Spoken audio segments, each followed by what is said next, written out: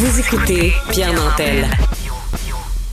Bon, on peut se demander qu'est-ce que les gens ont trouvé encore pour intoxiquer le pauvre monde. Cybèle Olivier, bonjour. Journaliste à la recherche de Cube. Toi, ça t'a beaucoup frappé, cette espèce de petite boîte circulaire dans laquelle il y a comme des petits sachets. Oui, c'est ça. Ça ressemble un peu à des gommes, un petit peu plus gros. Ça s'appelle des C'est-tu textile? C'est-tu comme des poches de thé un peu? Oui, un petit peu, oui. Oh. Ça ressemble à ça. C'est ce qu'on dit, on appelle ça des pochettes, là, ou le monde appelle ça des pouches. Donc, vous allez entendre le mot zine peut-être là, une couple de fois. On voit une image de quelqu'un qui sort un pouch très avantageux. Donc, je suis sûr que cette personne-là a envoyé cette photo à sa blonde. Puis, le problème avec cette photo-là, puis c'est les problèmes qui vont arriver plus tard parce que, puis on va y revenir dans la chronique, mais ces petits sachets-là de nicotine viennent, par exemple, remplacer des timbres ou sont supposés être faits pour aider les gens à arrêter de fumer. C'est comme ça serait un produit de Nicorette, on aurait tout de suite compris. Tout à fait. Ben, c'est un produit de nicotine. On raccourcit en appelant ça du zine. Puis là, l'affaire avec ça, c'est qu'il y a de plus en plus de gens, de jeunes qui sont encouragés à en consommer en regardant les réseaux sociaux parce qu'on va chercher l'espèce de petit buzz qui est alentour de ça. Donc, il y en a beaucoup qui décrivent ça comme étant, bon, on va être peut-être plus concentré, plus d'énergie, être plus heureux.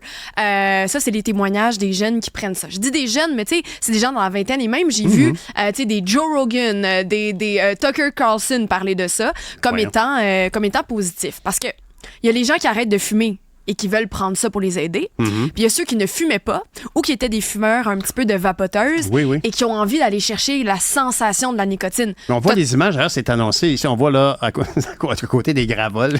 Mais c'est ça l'affaire. C'est ça le danger qui vient alentour d'usine, c'est que maintenant, c'est accessible en pharmacie. C'est depuis l'automne au Canada. Tu peux acheter ça dans les pharmacies, dans les supermarchés, dans la portion produits naturels.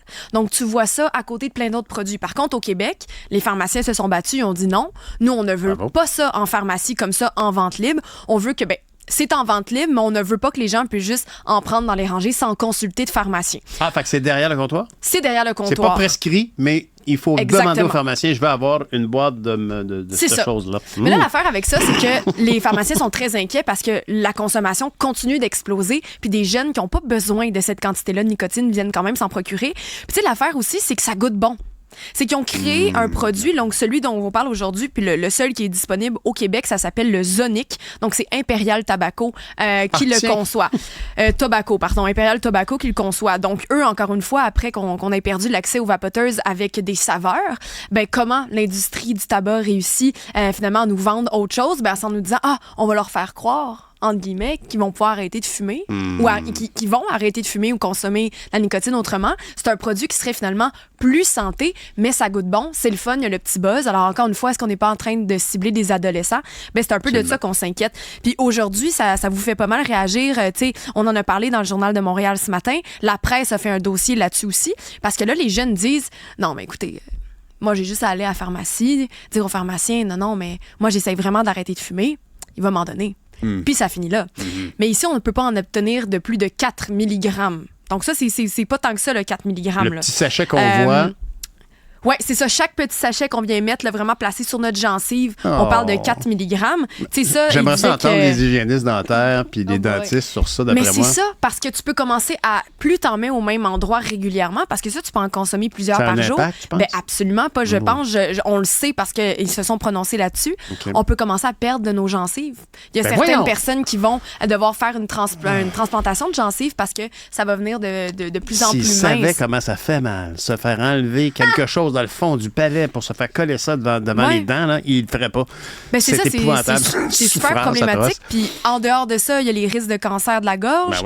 Après ça, des risques au niveau cardiovasculaire parce que c'est un stimulant très, très intense. Mais est-ce que c'est prescrit autant que, par exemple, un produit de marque, il y en a plein d'autres, mais c'est parce que c'est celui-là que je connais, autant que des produits Nicorette. Les produits Nicorette sont recommandés par un médecin.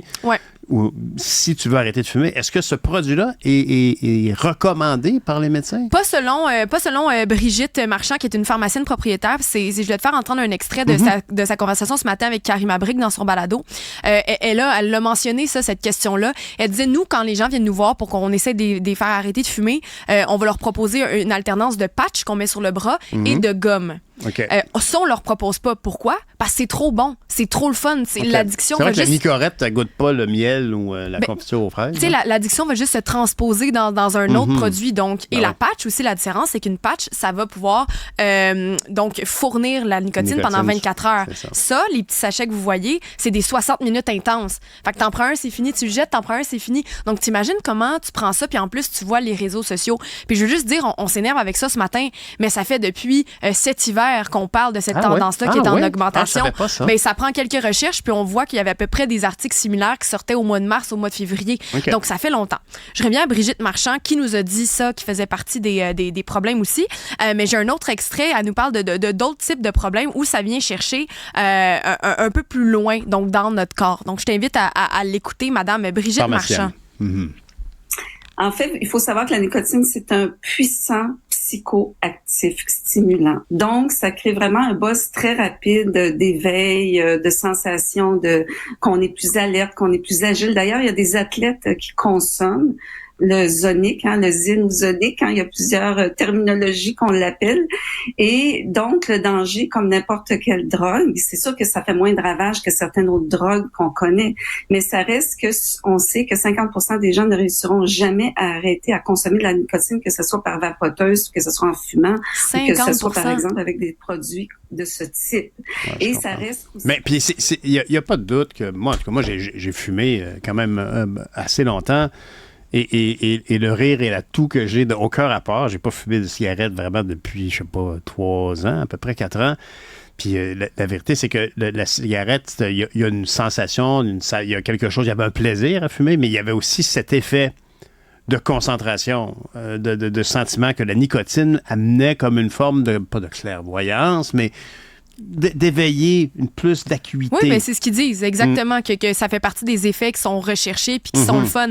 Mais voilà, c'est dangereux. Puis bon, je vous ai dit, au Québec, on y a accès en pharmacie, en consultant un pharmacien, des 4 mg. Donc ça, on parle d'à peu près, là, tu sais, il disait que quelques sachets de nicotine comme ça, là, des petits sachets dans la gencive, c'est à peu près, tu sais, t'en prends quelques-uns puis c'est presque un paquet de cigarettes complet. Imagine. Mais attends, l'affaire avec ça, c'est que dans le reste du Canada, tu as accès à plus de milligrammes de nicotine et partout. Tu sais, tu peux en acheter, je vous l'ai dit, c'est produits naturels. Imagine, tu te rends au avril ou tu te rends dans une section du IGA puis tu peux le prendre, mais c'est vraiment aussi simple. Puis là, on parle de sachets de 7 mg, 14 mg, il y en a 20 mg et plus. Donc, ça devient énormément de nicotine ingérée en peu de temps. J'ai Alors, l'impression c'est inquiétant. que t'as raison. Puis honnêtement, je pense que cette surstimulation, elle est très, très commune maintenant. Quand on va dans un dépanneur là, avec les portes de réfrigérateur, là, oui, il y a de la bière, puis il y a du Coke, puis du Pepsi, puis des 7-Up, mais il y a aussi beaucoup de boissons énergisantes.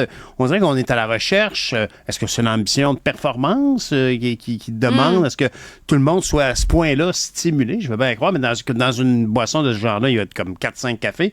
Là, ici, au niveau de la nicotine, ça représente, si on faisait un parallèle avec la caféine, si d'avoir quelques sachets de 4 mg équivaut à un paquet de cigarettes complet, mais ça veut dire que les autres quantités, j'imagine qu'il y a des gens qui vont finir rentrer à l'hôpital en disant « Je sais pas ce que j'ai, je mange plus, puis j'ai de la misère à dormir. » Puis tout le système cardiovasculaire qui peut être affecté par ça aussi, puis c'est un des dangers. Donc oui, c'est vraiment inquiétant, puis tu parles de ça, de l'idée du plus vite, plus efficace, puis tu sais, je pense, je n'irai pas à dire que c'est une tendance, mais moi, ce que je vois beaucoup dans les gens de mon âge aussi, tu sais, c'est l'appât du gain rapide. Tu sais, c'est ça aussi dans nos carrières ou tu sais, dans les efforts qu'on veut faire, par exemple, dans l'activité physique, dans comment on veut transformer nos corps, tu sais, pourquoi on prendrait de l'Ozempic quand on n'en a pas besoin. Tu sais, c'est tout ça d'avoir accès à tout de suite, maintenant, rapidement. Donc, peut-être que ça vient de là, cette effervescence-là du tout de suite et rapide. Je suis d'accord avec ce que tu dis, qu'il y a des tendances aussi. Puis, tu sais, il y a des tendances dans tout, puis même dans ce domaine-là qu'est la consommation. Tu sais, moi, quand j'étais ado, c'était de la tchou, là, tu sais, du tabac à chiquer. Ah oui, t'as vécu ça, toi? Ben là, moi, j'en ai pas fait, mais non, mais c'est le tabac à toi? Ah oui, il y avait pourtant, ça. c'était l'histoire de grand-père, le tabac à chiquer. Je sais, mais c'est ça, mais c'est ce qu'on se disait aussi à l'époque. On était comme, mais voyons, il me semble que c'est de la vieille affaire.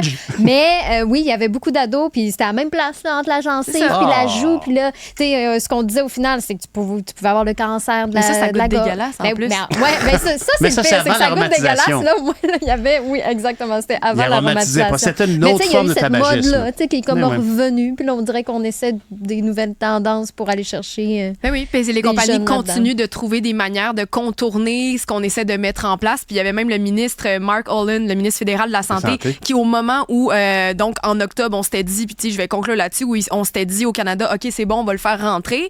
Ben, ça n'a pas pris de temps qu'il a dit, ouais, c'était peut-être pas tant que ça une bonne idée. Je vais vous citer ce qu'il avait dit à ce moment-là. Il y a des très sérieuses questions à se poser sur ce que fait l'industrie du tabac ici au Canada et sur ses intentions. Il semblerait que son intention, ce soit de rendre les jeunes dépendants à la nicotine et c'est dégoûtant. Nous voulons combler cette lacune. Bon. Trop tard, M. Holland. Je veux dire, je vais te laisser ça rentrer trop tard. Je veux dire, bravo de le souligner. Là, mais merci d'avoir allumé nos lumières là-dessus parce qu'il y a un paquet de monde. Moi, je pense en tout cas que quand on a un jeune, je sais pas moi, de 15 ans, 16 ans à maison, trouver les points de contact sur certains sujets, ça peut être très difficile. Et ça, on peut se demander, quand on va trouver ça dans sa chambre, à un moment donné, on peut dire que c'est pas anodin, c'est pas des sachets à l'anis. C'est quelque chose qui peut potentiellement stimuler un peu trop notre jeune puis se retrouver avec un problème. De dépendance grave. Ou de sommeil, j'imagine bien. Cybèle Olivier, merci beaucoup. Merci Stéphanie.